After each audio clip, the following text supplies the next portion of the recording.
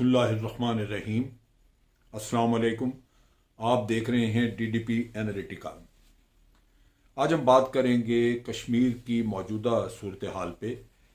ऐसी एक डेवलपमेंट हुई है जिससे कहा जा सकता है कि कश्मीर के अवाम को फिर एक दफ़ा धोखा देने में उनके अपने ही लीडर शायद कामयाब हों। कामयाब नहीं तो कोशिश तो ज़रूर करेंगे। मैं जिक्र कर रहा हूँ गुपकार रेजोल्यूशन का, गुपकार डिक्लेरेशन, जो कि अगस्त 2019 में हुई, लेकिन अब आके गुपकार को रिवाइव दोबारा किया गया क्योंकि फारूक अब्दुल्ला जेल में थे, वो रिहा होके आए। फिर अब महबूबा मुफ्ती भी आ गई और उनके बाद फिर एक ऐसा सिलसिला चला कि अब दोबारा इकट्ठे होके तो अब बाकायदा इन जमातों के जो भी ये पार्टीज थी, 6-7 पार्टीज जो कि मिल के तो एक डिक्लेरेशन दे बैठी थी, अब उन्होंने एक आध दिन पहले एक अलायंस का ऐलान कर दिया, यानी अब वो बाकायदा तौर पे एक इत्तेहाद बन चुकी हैं। अब बात यह है कि कश्मीर के लोगों ने बहुत सफ़र किया, उनकी जानें गईं, खून खराबा, और आज दिन तक वो नजराने जानों के पेश कर रहे हैं क्योंकि उनका मकसद सिर्फ एक है और वो है कि भारत से निजात पाना। ये वो ग़ुलामी है जिसको कश्मीरी बर्दाश्त नहीं करता। कश्मीरी, मैं खुद कश्मीरी हूँ, मुझे पता है कि हमारी सोच और हमारी फीलिंग्स क्या हैं, हमारा कल्चर क्या है। हम बड़े पोजेसिव हैं इस मामले में। हम नहीं चाहते कि हमारे कल्चर को डिल्यूट किया जाए या ये कि हमारी सोच के ऊपर कोई हावी हो। हम अपने मामलात में बड़े वाज़ेह हैं कि हमें अपनी आज़ादी ज़्यादा अजीज़ है।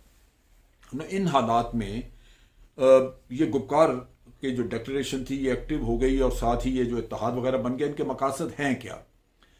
इन्होंने हुकूमत से ये मुतालबा किया है कि आर्टिकल 370 को बहाल किया जाए, यानी जो कश्मीर की पहले पोजीशन थी अगस्त 2019 से पहले, उसको बहाल कर दिया जाए।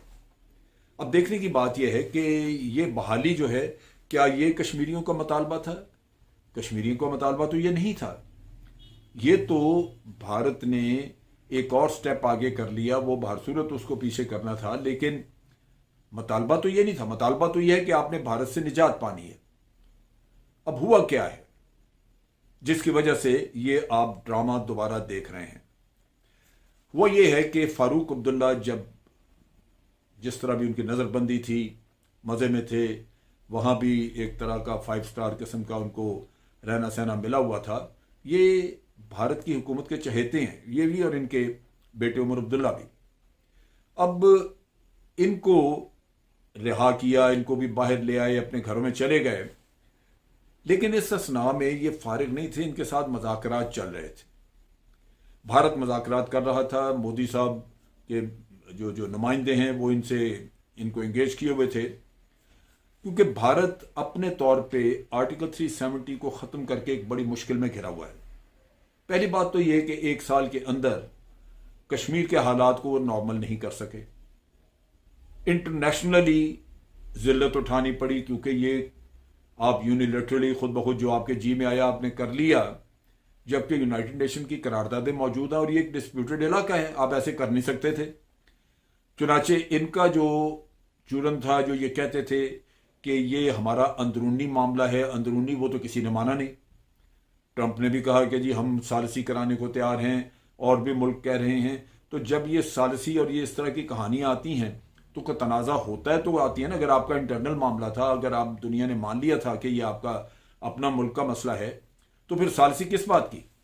ये सालिसी की कहानियां जब आती हैं तो उसमें नज़र यही आता है, दुनिया पूरी को वाज़ेह हो जाता है कि अक़वाम आलम इसको एक मुतनाज़ा इलाका समझते हैं और वो साथ समझते हैं कि इस तनाज़ा को अक़वाम मुत्तहिदा की करारदादों के मुताबिक या बातचीत के ज़रिए हल करना चाहिए।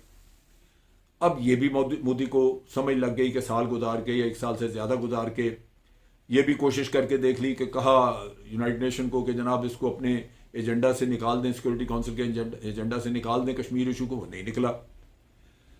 फिर उसके साथ जो और इन पे उस्ताद आई वो ये कि चाइना वो एक साइड पे, लद्दाख साइड पे वो चढ़ गया। उन्होंने को 1200 मुरब्बा किलोमीटर का इलाका वो लिया और मेरा ख्याल है मजीद भी लेंगे।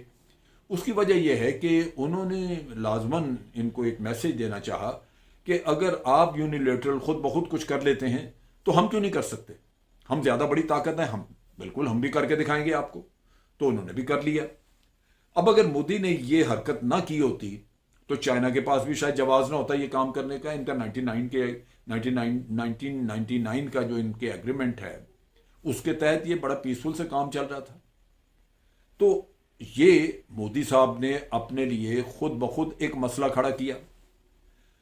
फिर इंटरनली आप देखिए कि प्रॉब्लम है, बड़ी सारी मुखालफत है। राहुल गांधी बार बार स्टेटमेंट्स दे चुके हैं कि आपको ये जो आर्टिकल 370 आपने खत्म किया, ये आपने बहुत बड़ी गलती की, आपको वापस करना होगा।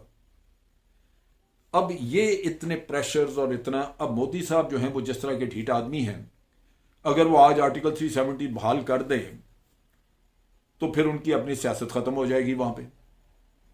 चुनाचे वो एक एस्केप रूट, एक रास्ता ढूंढ रहे हैं जिसके जरिए ये आर्टिकल 370 को वापस लाया जाए। ये रास्ता मुहैया करना उनको डॉक्टर फारूक अब्दुल्ला ने, उनसे ये तय पाया और उनको उसके बदले में इनामात से नवाजा जाएगा। उनको जेल से रिहाई से पहले यह साजिश तैयार की गई, उनको टास्क दिया गया कि आप कश्मीर में एक इत्तेहाद बनाएं, पार्टियों को इकट्ठा करें और उनको इस चीज पे लेके आए कि आपने आर्टिकल 370 बहाल कराना है। यानी दूसरे लफ्जों में जो कश्मीर की आज़ादी की जद्दोजहद उसको भुला दें और आप इधर लगा दें और फिर हम आपसे बातचीत करके नेगोशिएशंस, कुछ रिस्ट्रिक्शंस आप पे डाल के तो मशरूत तरीके से हम ये आर्टिकल 370 बहाल कर देंगे। ये होना तो है क्योंकि मोदी कॉर्नर्ड है। अब आप ये देखिए कि क्या फारूक अब्दुल्ला को इस स्टेज के ऊपर भी, जब उसने भारत का अंदर देख लिया है, उनका ज़मीर देख लिया है, उनकी सोच देख ली और जो भारत में मुसलमानों के साथ हो रहा है जो कुछ वो भी देख लिया है, उसके बाद भी अगर वो भारत की बेट लेके चल रहा है, भारत की ही खिदमत में लगा हुआ है, तो फिर वो किस बात का लीडर है? कश्मीरियों को पहले भी इस पूरे खानदान ने, दोनों खानदानों ने, मुफ्ती खानदान और ये भी, इन्होंने हुक्मरानी की है लेकिन उन्हें दिया कुछ नहीं।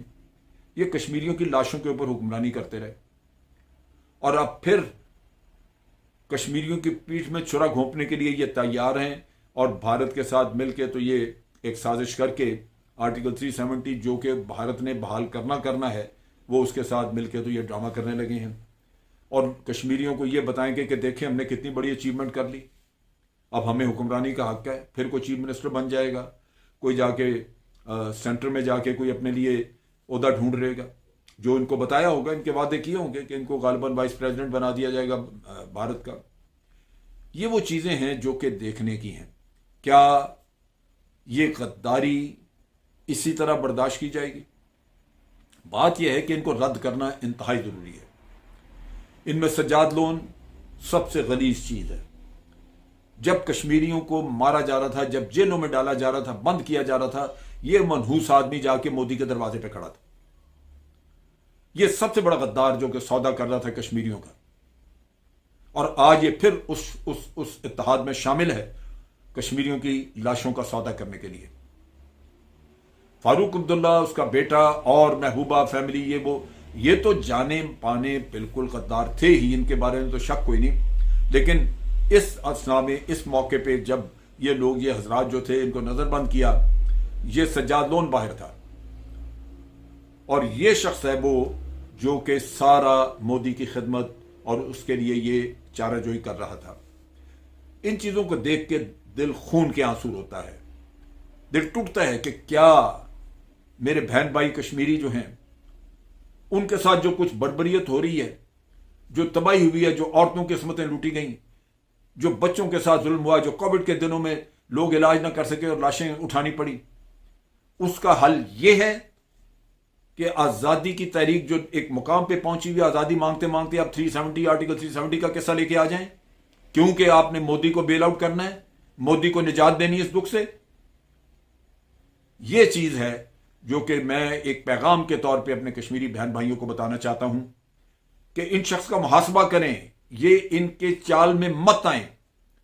ये आपका सौदा कर रहे हैं, ये आपके लिए नहीं, ये मोदी की सियासत बचाने के लिए ये काम कर रहे हैं।